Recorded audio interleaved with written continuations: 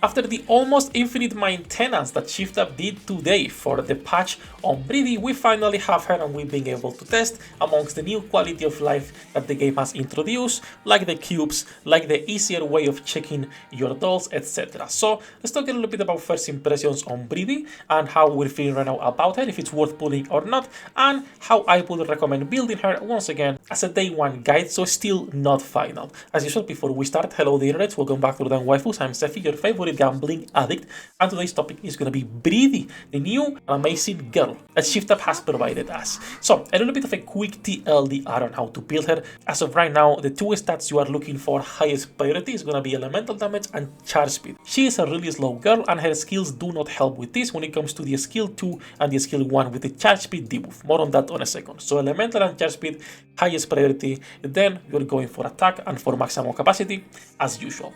Max ammo is going to help her reload less, it's a 2-second reload, and then of course attack, she gives herself a lot of attack, but it's always good to get. So that is the priority, and then as fillers you can get some charge damage if you are lucky. When it comes to her skills and level investment, right now I cannot really recommend going any higher than 777 for the simple reason that outside of raids you are most likely not gonna be using Bready for normal content. Again, outside of raids. If you are someone who is doing raids and is min-maxing, you probably want to go higher than that, but for the rest of the world, even some of the skills could be still level 4 like the skill 1 and you are good to go. But I'm gonna say a 777 is the bare minimum for raids for her to be worth bringing in.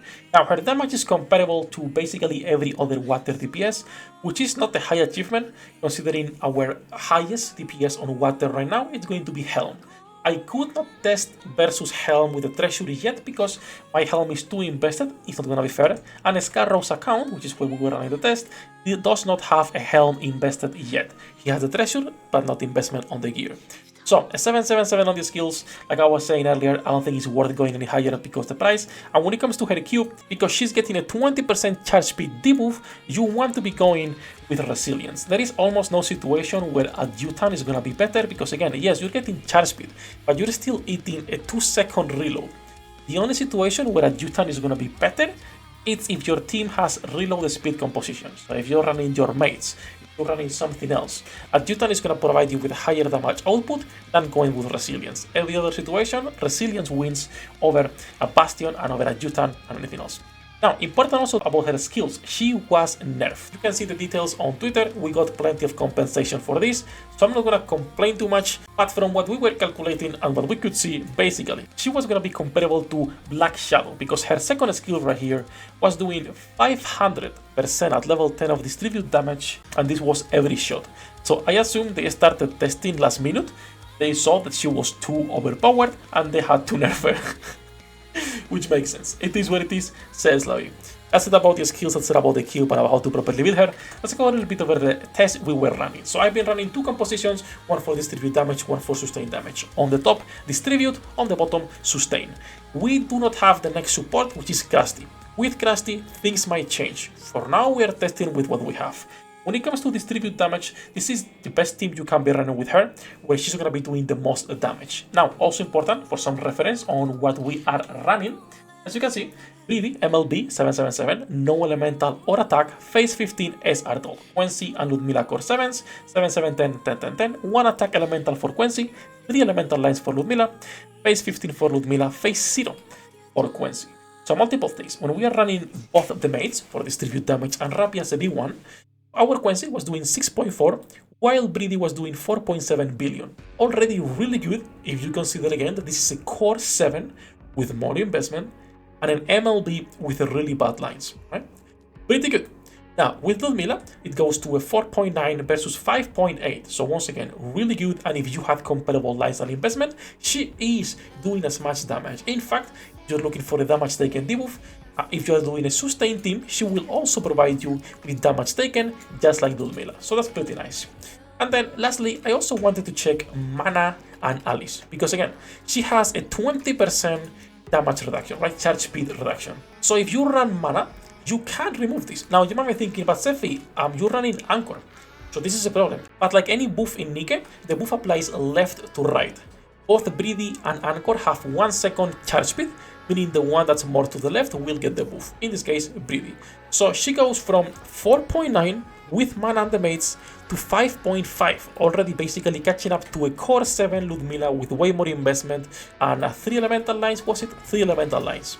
And this is a 777, still no dupes, etc. And then with Alice, which is the same concept, but we have to remove Rapid Red Hood because she would be still in the buff. She's going to 5.6 billion, so even better, but this is also because of litter and the attack buff instead of what Rapid is providing.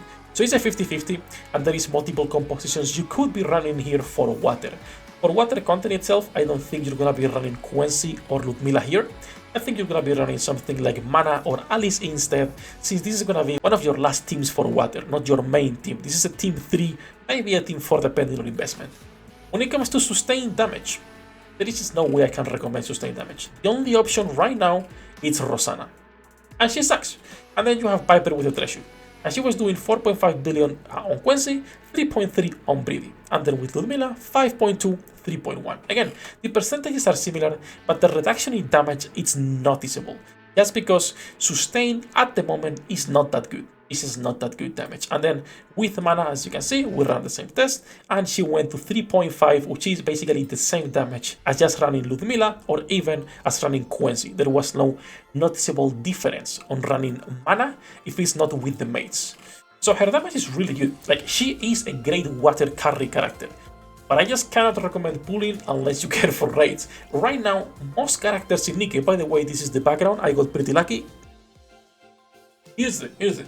Don't do as I do, do as I say, alright? I'm not a good example, I'm a coomer, so I got my background. But I digress, I get distracted too fast. Like I was saying, boys, I would not recommend pulling right now anything that is not limited or meta shifting.